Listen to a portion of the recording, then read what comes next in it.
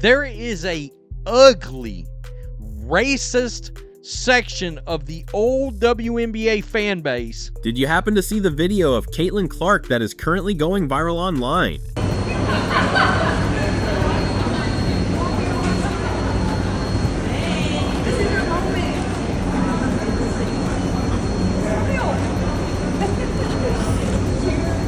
He's like, what? The video might seem like nothing, but the comments are so disgusting that you can't help but think that the WNBA has a serious racist stigma attached to it. This is the grossest kind of hate that I've seen since we've started this. Cameras were rolling when Caitlin Clark strolled into Gainbridge Fieldhouse, cradling baby Zayn Kelly, the mixed-race son of 2 Fever assistant coaches. The 5 heartwarming seconds dripped pure wholesomeness, or so we thought. Caitlin Clark is getting some of the grossest, most morbid comments, racist, hateful. We're talking the cup runneth over with hate here. Kathy Engelbert, you're no space for hate? Where are you right now? Then the upload hit X. In less than an hour, hashtags were trending all along the lines of, whose black child did this white girl borrow? Or, what kind of PR stunts is this? Another claimed Clark had grabbed the closest Blackish baby to dodge bigotry charges. Whose biracial baby does this corn-fed freak have in her arms? This is like the 3rd time in 2 months a black baby has been used as a prop. Who the F let this creature hold their son? Shake my head. Oh my God, folks. Those slurs slammed into a league already teetering. Just 48 hours earlier, the WNBA had closed a headline-grabbing probe into alleged racist taunts at Angel Reese, only to admit no evidence existed. Opposing camps saw proof of a cover-up or a smear, but they finally agreed on one thing: race now stalks every WNBA storyline. A PR baby is insane, not gonna lie. You all need to check yourself into a mental asylum. Racism allegations getting so out of hand, she had to pick up a black baby. That lightning-fast shift from feel-good babysitter to symbol of institutional racism raises a brutal question. If a single wholesome clip can mutate into a nationwide hate debate, is a racist league stigma about to anchor itself to the WNBA's brand and drag the whole operation under? Racist allegations, now she pop up with a random black baby, I'm weak. This gives, quote, oh look, I'm not racist, I swear, look at me holding this black baby. I see don't play into stereotypes at all. Like, get the F out of here with this BS. But this viral flash was only the opening crack. What came next threatened to split the league wide open. For 27 years, the WNBA's marketing DNA has been rainbow-coated. Pride campaigns with Adidas, Salesforce-branded jerseys, and floor-decked Love Wins decals turned the league into a corporate showcase for inclusion long before most men's leagues dared wave a flag. It's my belief that a very, and look, current Indiana Fever fans that were around before Caitlin Clark, they're not going to like this, all right? But a lot of your new fans, a massive portion of your new fan base, are conservative. That playbook worked because the core crowd, urban, progressive, often LGBTQ+, showed up. Then Caitlin Clark thundered in from the cornfields and rewired the customer base overnight. I love the Fever, but I feel bad for all the kids who have to be exposed to this on that night. This should be an adult night if y'all are going to do this. Suddenly, ushers see Little League teams on a field trip sitting next to die-hard Pride Night regulars draped in rainbow gear. The collision course is obvious. One misread gesture becomes a culture war megaphone, and whatever brand gets blasted through it can stick like tar. Each to their own, and I ain't judging people's choices, but I hate this. I hate stuff like this. Otherwise, why not do a straight game then? Or a ball-headed fat bloke game? The point is to keep basketball, as it seems you have enough trouble in that department currently. And 3 days after Clark's baby carry clip, that exact megaphone roared to life, setting off a chain reaction the league's crisis team never saw coming. A couple of nights after Clark's prop baby clip went nuclear, Angel Reese pushed the league into even hotter water. Following a bruising May 17th showdown in Indianapolis, the rookie forward told reporters she'd heard hateful, racist garbage raining down from Fever fans. Twitter trolls made up lies.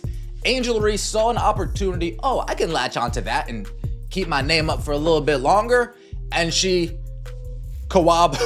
corroborated those lies. ESPN ran with the quote, and analyst Chini Ogwumike blasted the crowd on live TV. I don't want to live in a WNBA where I believe all fans are bad, or most fans are bad, or certain fans of certain teams are bad. I can't live in a WNBA like that. The allegation spread faster than a box score tweet. Ban Indy trended. Think pieces framed it as proof Clark's following was a MAGA cesspool, and Blue Checks activists demanded lifetime bans before any evidence surfaced. The WNBA moved quickly. 9 days of interviews with ushers, fans, and security, plus forensic audio pulled from every in-arena mic. Result, no substantiated slur located. That makes no cameras, no cell phones. So far, no nothing to substantiate the alleged hateful fan comments or fan misconduct, or however you want to label it, which makes me question mightily what the investigation is based on.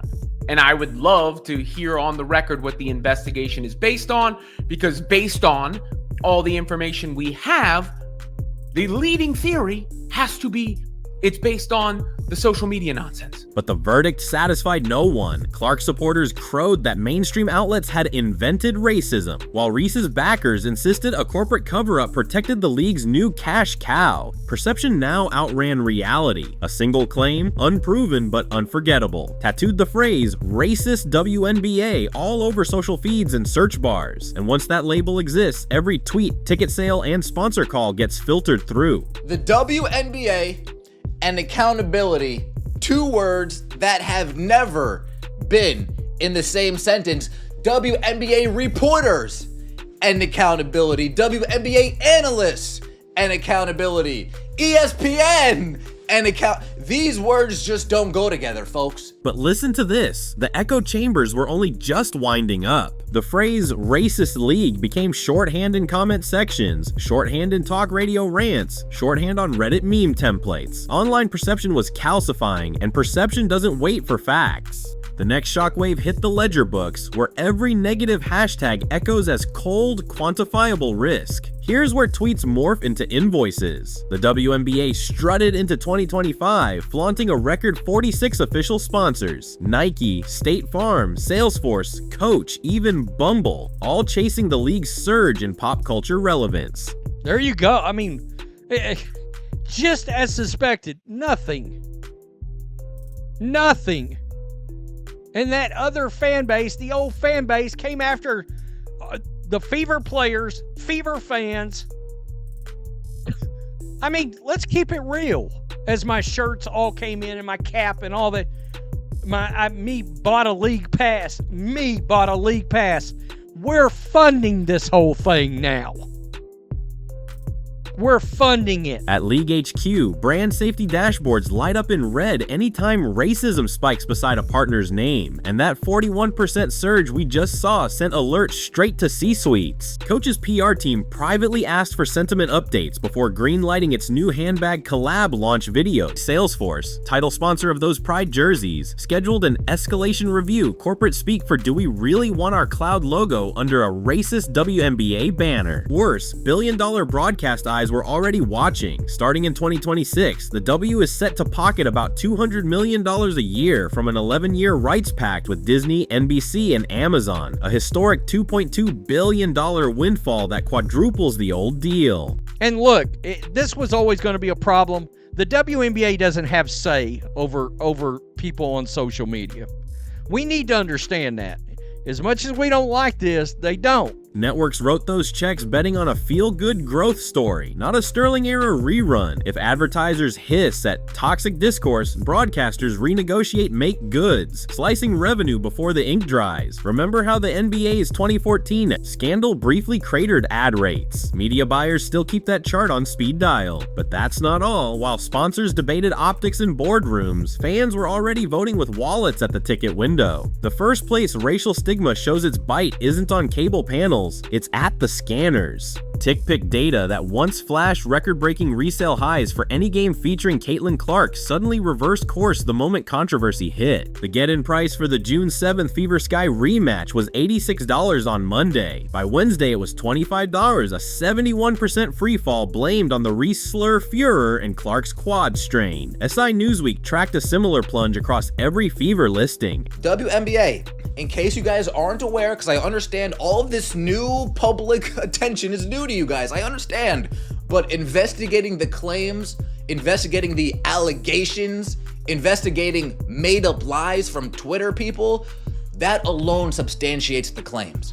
Inside Gainbridge Fieldhouse, bean counters ran worst-case models, lose just 15% of Clark's new Heartland converts, and Indiana bleeds roughly $40 million in ticket, merch, and concession revenue over 2 seasons. Multiply that. Across the league, road arenas budget entire marketing weeks around Clark's visits, and the billion-dollar boom economists projected could shrivel by 9 figures. Rival franchises felt the tremor first. New York quietly trimmed its Clark Night promo budget. Chicago paused a family 4-pack ad buy until sentiment stabilizes. But that's not all. The stigma isn't quarantined to Indianapolis. The next ripple would sweep through every media market and every post-game scrum, threatening to brand the entire W as the league where race headlines eclipse highlights.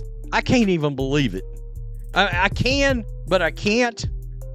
That is some of the most heinous shit I've ever seen said in existence. Oh, the allegations are real, but it's back at y'all now. Racial controversy is no longer an Indiana headline. It's the WNBA's default subplot. Google's related queries widget now auto-suggests WNBA racism and Caitlin Clark racist fans seconds after you type the league's name. A Spike social analytics firm new brander pegs at 41% above baseline since the Reese probe closed. Old flashpoints are being dragged back into the feed. Clips of Brittany Griner's detainment, 2020 say her name warm-ups, even the 2019 Sky Aces brawl resurface with captions like proof the W has always been toxic. And it's, look, Kathy Engelbert and the WNBA and Indiana Fever, Chicago Sky, y'all, you guys all wanted to launch this investigation, and it seems to me like you're looking in all the wrong spots. You're looking in all the wrong places. Because there's plenty of it out there. Players are feeling it. Rookies like Rickia Jackson delete X for mental health breaks. Vets such as Candace Parker plead for basketball questions, please. Yet every local TV hit must mention the Reese investigation, the Clark baby clip, or the hashtag war. The longer the narrative lingers, the stickier it becomes. And brand scientists say once an organization is coded racist, the label can outlive countless PR campaigns. It gets worse. The final battleground is the league's own crisis playbook, and right now it's buckling under the weight of a stigma that shows no signs of slowing. League headquarters has 2 choices, and neither will feel comfortable. Option A, go surgical. That means publishing a zero-tolerance fan code, installing fake crowd audio filters in every arena, and naming and banning anyone caught crossing the line, no matter which jersey they wear. And really, I don't know how we ever get this out of the atmosphere. It's appalling. It is. It also means commissioning an independent equity audit, then sharing the ugly parts before critics leak them. Transparent, painful, but it gives sponsors and networks a clean sentence to recite. The WNBA owned the problem before it owned them. Option B, ride it out. Issue a vague, we value inclusion press release. Hope the news cycle pivots to highlight reels, and pray ticket buyers forget. That path saved dollars this week, but risks a Sterling-style shock later. One filmed slur, one leaked email, email, and the Racist League meme hardens into a business-killing brand. Remember, the 2026 media rights deal isn't a cash in hand yet. Broadcasters can still demand escape clauses if advertisers flinch. Expansion bids for Portland and Philadelphia hover on the horizon, but investors text league offices daily asking, is this thing about to blow up? So the clock is ticking. Either the W becomes the first major league to beat a race stigma in real time, or it lets perception ossify and watches a billion-dollar growth story bleed out before it reaches halftime. And what happens next will ripple far beyond one viral baby or a single rookie rivalry, because the future of women's pro basketball now hinges on whether a brand can outrun a label. Thanks for watching. Subscribe if you enjoyed it. We'll see you on the next video.